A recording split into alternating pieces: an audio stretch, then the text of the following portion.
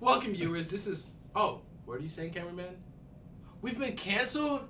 Finally. I hate this dude over here. Oh my god. Having to sit next to this guy for week after week literally ruined my month. I am so glad we don't have to do this anymore. Oh, what's that? We're doing a new show. Oh, okay, yeah. Welcome, viewers. This is UCTV's Top Stuff. The name is a working title, but in the spirit of Halloween, we bring you our first episode of Top Stuff, Top Crimes.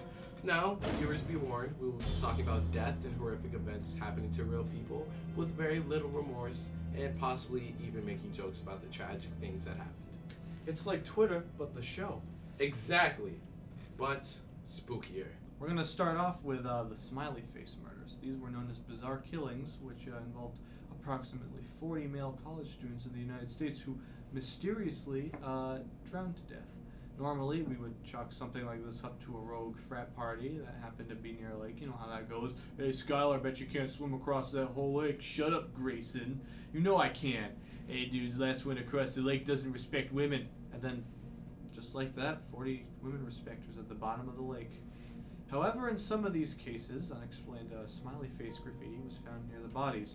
One of these unresolved murders occurred on Halloween with the death of Chris Jenkins, which was first ruled as a suicide and then changed to homicide. But the killer was never found. Now, egging someone's home or car is a Halloween tradition for many, but it has become deadly for one man. This situation is a bigger escalation of egg-related violence since Justin Bieber had to pay $25,000 after egging his neighbor. 20-year-old Carl Jackson was driving his girlfriend and her son home from a Halloween party in the Bronx when a group of young men started throwing eggs at Jackson's car. Now, Jackson wasn't going to take any yokes. He wasn't going to let this go over easy. He exited his car, and oh god, these eggers flat out shot Carl Jackson in the head. And though there are probably 3 more egg puns we can make about this tragedy, I feel like we should probably chill out.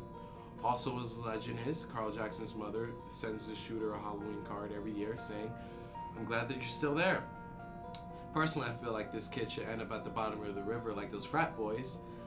Too bad eggs usually float in water. Damn it! I said no more egg jokes. Jackson, hurry up and talk about the next thing, because this is not all it cracked up to be. Damn. Now, this might be the craziest story I've heard in a while. Now, we all know and love the Muppet and known diabetic, known as the Cookie Monster. But what you might not know is he was stabbed on Halloween 2016 trying to break up a fist fight in Times Square. Now, as weird as that is on its own, it gets weirder. He was trying to stop the fight between a guy dressed as a Native American and a guy dressed as a Tuskegee Airman, because the Airman thought that the Native American costume was culturally insensitive. Ironically enough, the Tuskegee Airmen were all African American pilots in World War II, and the guy wearing this costume was a white male. But who was brave enough to stop this fist fight, to put an end to America's racial division? None other than the Cookie Monster. What's ironic about this is that it wasn't a guy dressed as a superhero. The weird statistic is that guys in superhero costumes actually statistically are more prone to starting fights on Halloween. Look that up. This past Halloween, it was a dark night for a 24-year-old man in the Bronx on Saturday.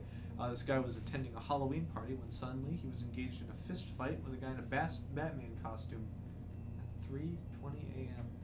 Now, the police sources reported the man was so viciously beaten that he didn't wake up the following morning, prompting his cousin, who he was staying with, to call an ambulance.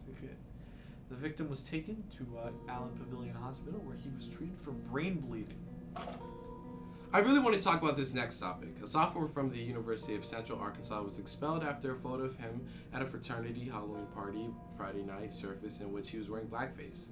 See, this is why I'm glad 99% of UConn frats viciously reject any males at their parties. Because if I was in that house, I'd have to fight everyone. This idiot posted himself in blackface on his Instagram, saying, "It was a bold night." Like, there's a lot of things that make me mad about this story, but the cherry on top is that caption sucking so bad. Like, maybe he gets some leeway if he said something funny like, "When you get invited to the cookout," or "Someone asked me what I'm gonna be for Halloween and I told him I'll be racist." The school immediately expelled the student Brock Denton and suspended the fraternity Sigma Tau Gamma.